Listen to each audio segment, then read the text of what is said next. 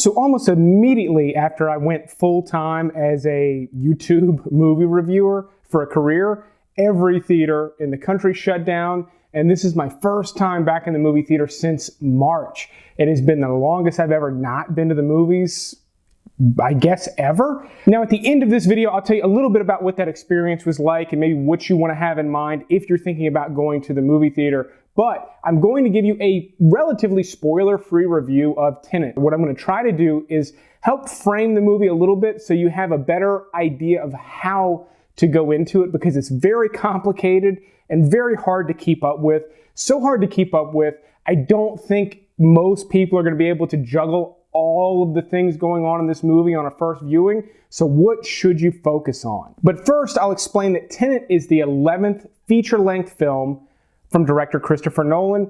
And on a first viewing, this could easily change after multiple viewings, but my first impression, my instinct is to maybe place it right around here in relation to his other movies. That will likely change after multiple viewings, but that's where I'm placing it right now. And with a reported budget of $225 million, this is one of Christopher Nolan's most expensive movies, and it doesn't have any really high-paid actors in it. Yes, the actors working here are making millions of dollars, but they're not making tens of millions or even close to $100 million, which is what some top-tier actors might make on a movie like this. Actors like Leonardo DiCaprio in Inception, not really happening here. So where did all the money go? It went into a ton of action. There are a bunch of action sequences in this movie, and this movie moves. There are times where they're plotting out what, for lack of a better word, I'll call heists.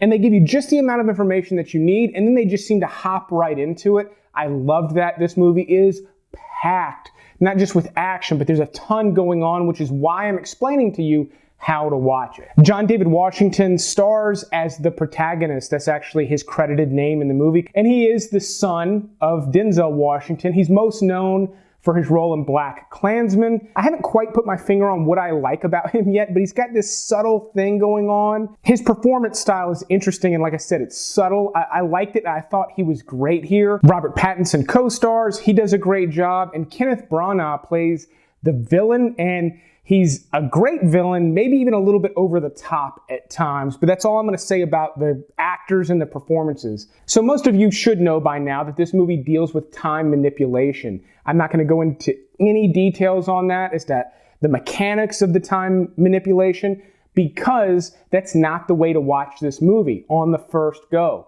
You're following along with the protagonist, and he's discovering and learning about this time manipulation just as quickly as you are, and he is just as confused as you are at times in the story. So for you to try to wrap your head around it, not only does that not put you in the position of the protagonist on your first viewing, you're going to miss stuff.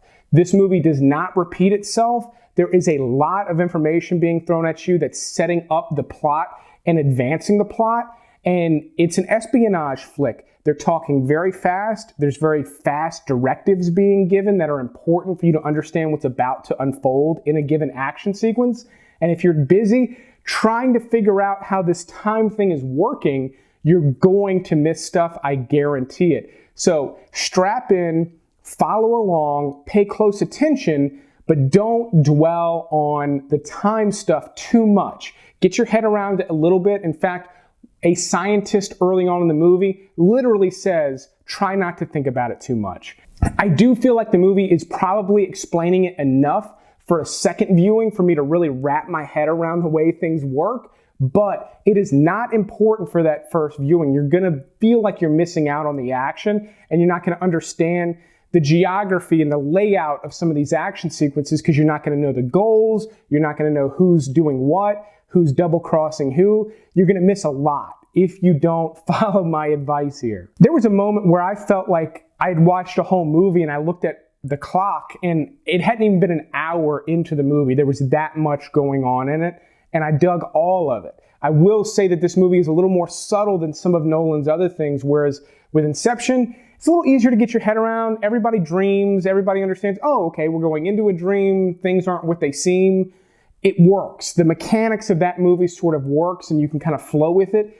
It's not really the case with Tenet, But I think it will be, with multiple viewings, it'll be a different experience, making it probably the most rewatchable movie to come out this year, which isn't saying a lot because not many movies have come out this year, but it is very good and was well worth a trip to the theater for me, not only because I haven't been in so long, but because this is a movie to see in the theater. It features an incredible soundtrack.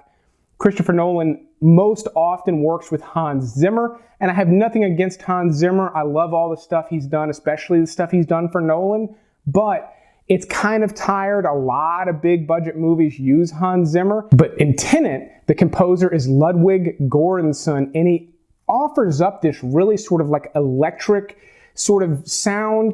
There's moments where they're planning things where there's like a tingling sound that's really cool. A lot of people remember the big bass sound in Inception. There are similar elements here. It doesn't sound like the same soundtrack, which I think is maybe why he didn't go with Zimmer, so that this movie has its own sound. I dug that. No matter how good your sound system is at home, it is not going to be as deep, and it's not going to envelop you the way a theatrical experience would.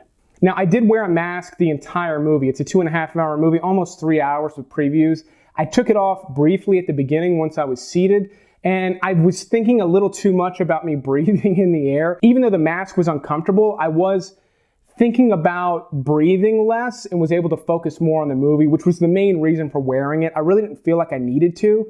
I just felt a little more comfortable, and it was on my mind less with the mask on. I also brought disinfectant wipes, wiped down my entire seat, obviously cleaned my hands, very careful about what I touched. And there was only about 10 people in the theater, and we were all really well spaced out. We weren't close to anybody at any point. And even with all of that, it is impossible to go to the movies without hearing what I describe as cattle, just chewing and mooing. You're just hearing people shoveling popcorn, chewing, and just sort of murmuring. Again, 10 people, and I'm still hearing people talk. It pisses me off so fucking much, but it was worth it. I was happy to go to the theater to see this one, not only because I didn't want to wait.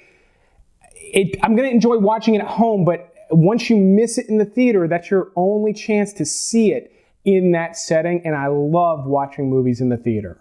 So that's my experience with Tenet. Like I said, I'm not really reviewing it or telling you too many details about it. I gave you an idea of where I think it fits in with Christopher Nolan's other movies. That ought to give you a good idea as to whether or not you want to go see it. If you're new here and you like this kind of content, definitely click that subscribe button and click the little bell icon so you get notified when I put out new videos like this one, as well as my more regular content, which is lists of good movies to watch on Netflix, Prime, and other streaming services. But I will keep making videos as long as you keep watching them. Thanks for checking out this special episode, and you will see me on the next one.